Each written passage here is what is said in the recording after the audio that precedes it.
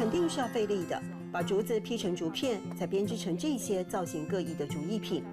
若非亲眼所见，难免会像大多数顾客一样不相信是这个行动没那么方便的女孩独立完成的作品。小指头中间的缝夹住竹片，这样一片一片慢慢做成，然后用嘴巴摇啊，劈竹的时候。踏进竹艺世界，让张琼文吃足苦头。一根竹子本来正常来说可以破个30-40片，劈完成的可以这样子一支很长的完成的可以30-40片，可是我才完成13片。但没有放弃。一般人靠双手编织，他手脚并行，有时候连嘴巴也用上。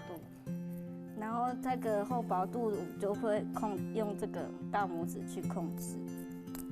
我都是会靠膝盖，那劈得更薄的时候，我有时候会靠嘴巴摇。自信能克服肢体局限，但最初拜师学艺却吃了闭门羹。这个老师就会劝说你不要做了，你不要学这个。可是我硬着头皮继续学下去。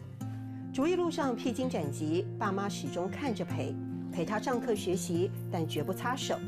父亲说，琼文证明了有缺陷的人未必要自卑，是他最大的骄傲。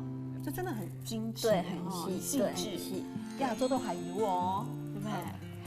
还有发配动都时间，要花很多时间，对，要花很多时间。那些你可以说做懂旧，就是这花很多时间。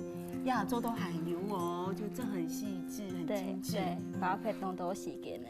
跳脱只有1/2灵活手脚的躯体，张琼文以2倍的乐观与毅力换得精湛技艺。每一个作品都是他挑战极限的最佳见证。亚洲都还有哦，做懂旧。亚洲都还有哦，做懂旧。